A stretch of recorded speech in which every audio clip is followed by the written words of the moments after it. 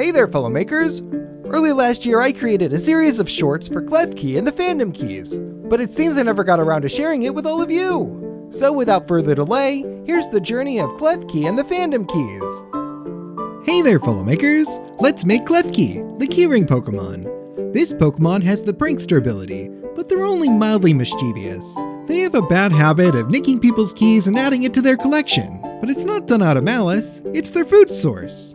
Klefki absorbs stray ions from the metal that comes in contact with them, so by holding onto a handful of keys, they make sure that their bellies stay full as well. But some exceedingly gluttonous Klefki have been known to stick their horns directly into locks, absorbing ions from this larger metal source, which is probably why the horn has evolved into the key shape that we see today. Once a key has been worn out and is releasing fewer metal ions, Klefki will normally let the key go, sometimes even returning it to its owner. But not every key is so easy to part with.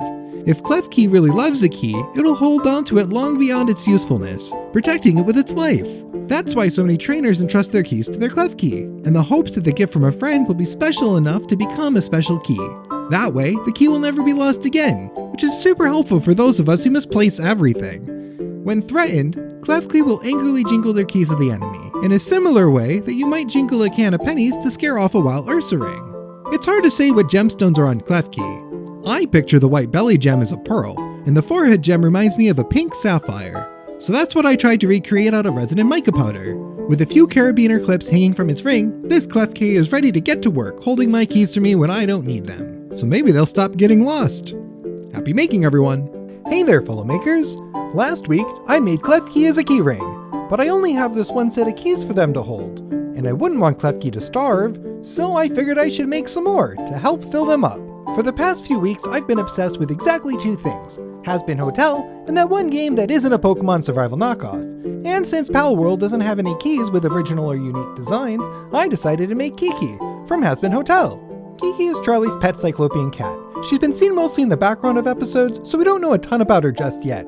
But we do know that she can levitate and that she's a shapeshifter. So far, we've only seen two different shifted forms for Kiki. The first being the key to the hotel, which is the same key that's featured in the show's logo. She can also transform into the Keyblade that Lucifer wields later on in the season. That scene got quite a reaction out of my boyfriend, since he's a big fan of Kingdom Hearts. In her key form, Kiki has a heart in the center of her face, because she's the heart of the hotel. It also carries design elements over from her cat form, since the two white spots in her ears could come together to create a heart shape.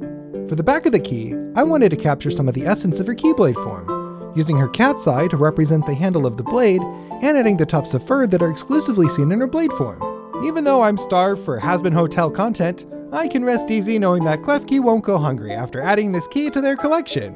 What keys should I make next? Happy making, everyone! Hey there, fellow makers! Last week I made Kiki from Hazbin Hotel to help fill up Klefki's ring, and I asked you what other keys I should make. By far, the most suggested was the portal key from the Owl House, so let's make a portal key together. I've never watched the Owl House before, but with all your recommendations, I was convinced to go check it out, and I'm glad I did. I love a good cozy queer kids series, and the Owl House doesn't disappoint, starting off with a jailbreak out of the conformatorium where people are imprisoned for being different. If conforming to societal expectations isn't your thing, there's a certain house in the Boiling Isles that's just the place for you, where you can learn magic from the strongest witch of the land, cuddle up with the cutest demon king, and just be the weird you that makes you you. But before we make the trip, you're going to need a portal key. These keys are forged with Titan's blood, giving them the ability to open portals between the human realm and the magical world of the Boiling Isles. Simply press the I button in the center of the face fob, and the portal will summon before you. Just don't forget to dismiss the portal after you pass through. Those normie humans aren't ready for this level of excitement just yet. I have heard that the portal key gets cracked later on in the series, where the Titan's blood is dripping from the eye as though it were crying, but I wanted to capture a newly forged portal key, completely intact. I mean, if I want to be able to get to the Boiling Isles, it needs to be functional, just like this functional Klefki, who now has two custom keys to add to their collection. What key should I make next? Happy making, everyone! Hey there, fellow makers! Last week, I made the Owl House portal key to help fill up Klefki's ring, and I asked you what key I should make next. There were a lot of requests to make a Keyblade from Kingdom Hearts, More specifically, requests to make Sora's original blade. So let's make the Kingdom Key. Kingdom Hearts is a game series where you travel between different worlds, using your Keyblade to defeat the Heartless, and eventually the no body husks that are left behind when a Heartless is created. These worlds are mostly from the Disney Universe canon, starting with Wonderland from Alice in Wonderland, moving to the Olympus Coliseum from Hercules, and eventually getting to the Deep Jungle from Tarzan and beyond. But that's as far as I got when I played the game just over a year ago. I got frustrated with the vine swinging in the Deep Jungle. No matter how I approached the vine, it seemed to redirect and swing me in a different way that I was not expecting. To make matters worse, you can't reorientate yourself when you're on the vine, so I had to reverse myself, get off, and get back on, hoping that it would point in the correct direction. Does anyone know any tricks of getting past this level? I'd like to keep playing, but the challenge bested me. Just like this project nearly bested me. I had to scale down the Kingdom Key to 1/10 of its original size, and a lot of the finer details get pretty lossy at that resolution. So it isn't an exact replica, but I feel like I captured enough of the elements to get the concept across, including the crown-shaped key teeth, the bright yellow handle with the deep blue stripe below it, and the Mickey Mouse keychain. Regardless to how accurate this Keyblade key turned out, I'm glad that Klefki seems happy to add it to their collection.